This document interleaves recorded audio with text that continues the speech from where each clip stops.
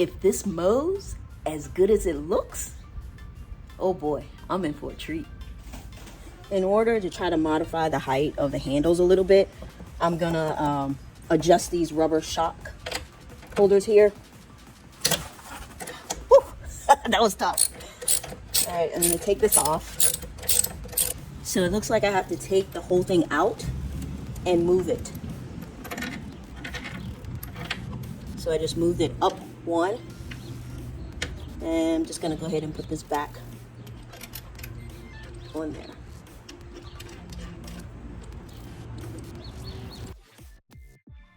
If you look here, you see I'm just gonna move it up to this slot right here.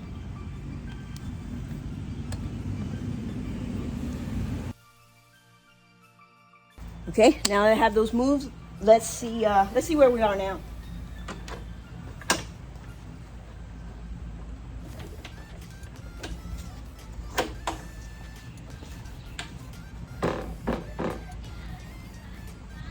It's better.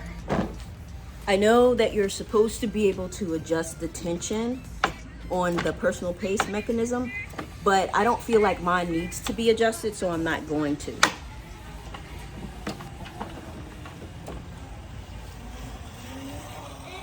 Check out those lights. Very nice. Now, for height adjustment, you do have to make that adjustment on each tire.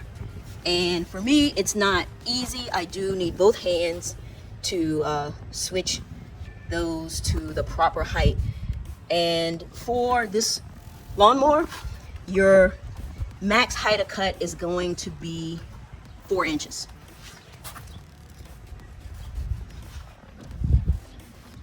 Now, I will admit that I am a little bit bummed because for some reason I thought this came with the quick release for the mulch to make it quick to switch between mulching and bagging, but this does not. You have on that side, you have, let me show you, the Vortex tunnel. This here. And I believe on the model that I was thinking, there's a quick release lever here that controls that, but not on this one, but that's okay. I'm cool with doing it the old-fashioned way. So let's see how this works out.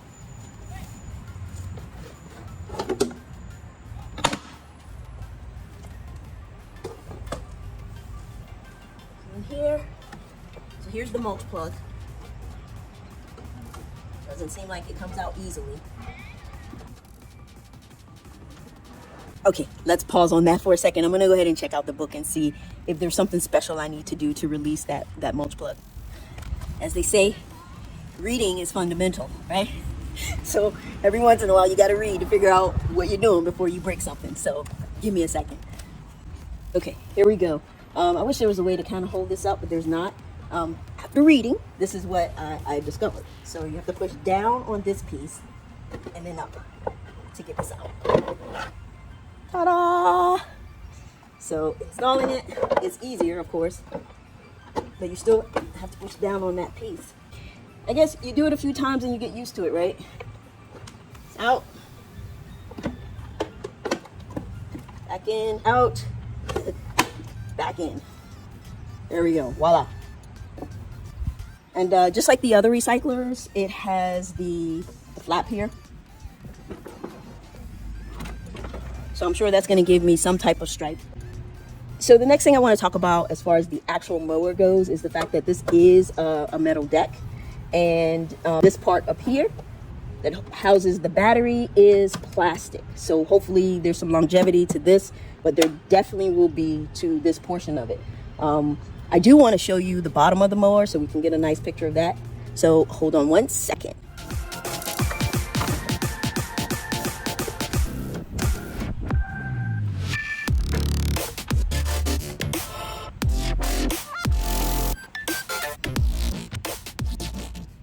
The blade that comes on it is called the economy blade. I am going to switch the other blade out.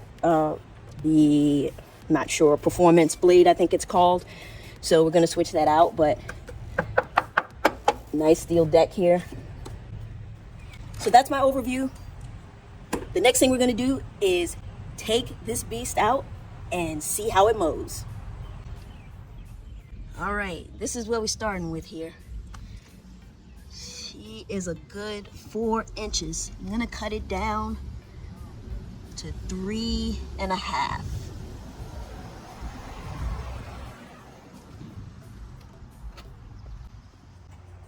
Oh my goodness. That mower cuts so smoothly that I didn't even believe it was cutting. I started off without the bag and I was like, yeah, no, I need to put the bag on this so I can see that something is really being cut. This was the smoothest cut that I've ever had. Let me show you the clippings in the bag.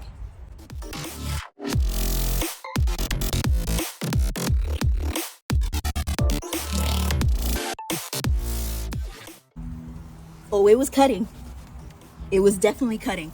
And I cut it at 3 5/8 because, yeah, I wanted to make sure something was cutting and it cut.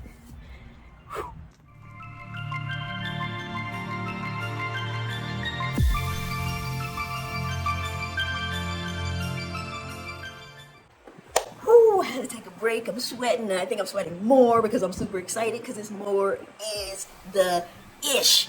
It is the ish. I'm telling you. I did not know that a mower could cut this smoothly. This thing is great. And I didn't even change the blade. It still has the economy blade on it. I did want to mention that I'm hearing some knocking noise when I'm pushing, and I'm not really sure where that's coming from. I'm going to investigate it a little bit more, but it doesn't seem to impede the mowing at all. So I'm about to get back at it. I have the whole front side that I have to get to, so check it out. For comparison's sake, this here is the finished side that I just cut. And over here will be the side that I tackle next. Let's quickly see how loud this is compared to my Flex Force mower.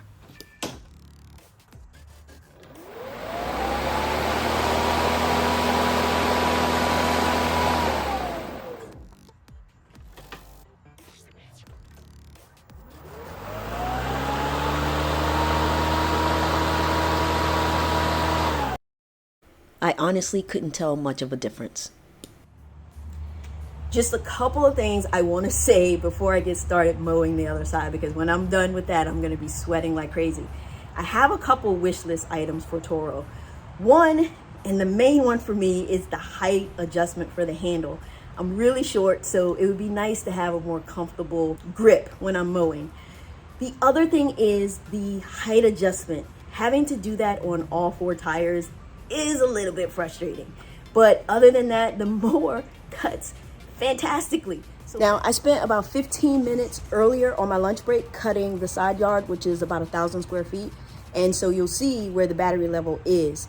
So now I'm gonna cut the front, and that typically takes me 15 to 20, 25 minutes to cut. So let's see where the battery level is after I'm done with that.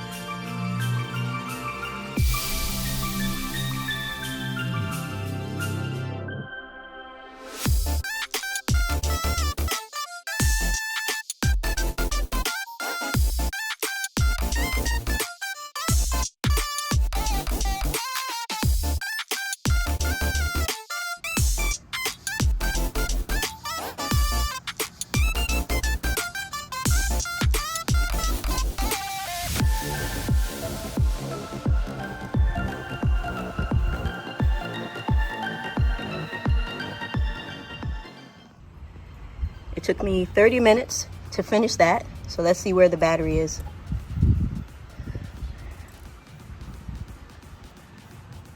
So that is what the battery status is after 45 minutes of runtime. It still has a little bit of juice on it. So I'm guessing it's gonna get to that 50 minutes that Toro states that the battery will last.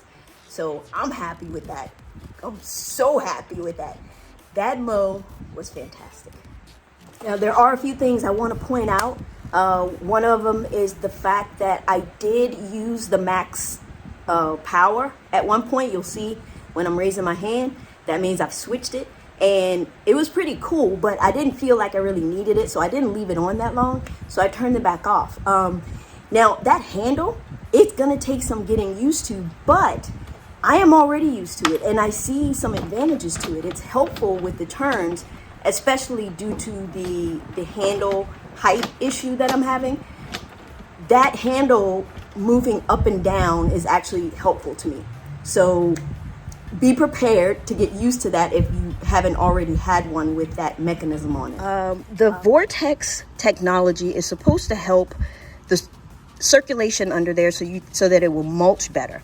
But it also says that it actually pushes the clippings back further, and you can see that's absolutely true. Because on the other Toro, when I would open this up, all of the clippings would be like forward, but you can see here, they're back there. So Vortex is working. All right, let's get a little nighttime action going with this lawnmower. Let's see how these lights work. I don't imagine that I'll be ever mowing at night, but if I have to do a late evening mow, at least I know now I have the ability to. So I'm gonna do a quick little comparison of the Eagle lights and the Toro lights. As you can see, the Eagle actually has a button. So that's on, and that's what that looks like. In order for the lights to come on here, we have to engage the mower. So let's see if I can do this.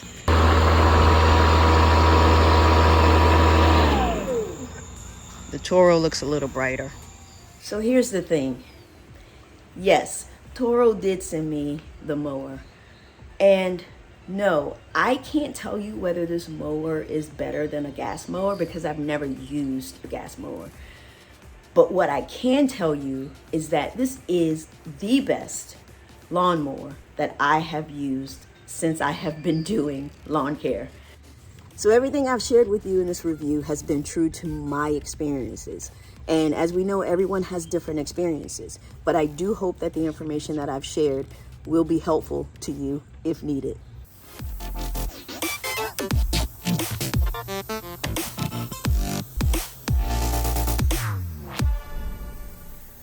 So that's going to wrap up my review for the 2022 60-volt Toro recycler. I hope I was able to answer all of your questions. If not, feel free to leave me a comment and I will do my best to get you the answer. And until next time, as always, thank you so much for the support and watching the video, and I will catch you in the next one.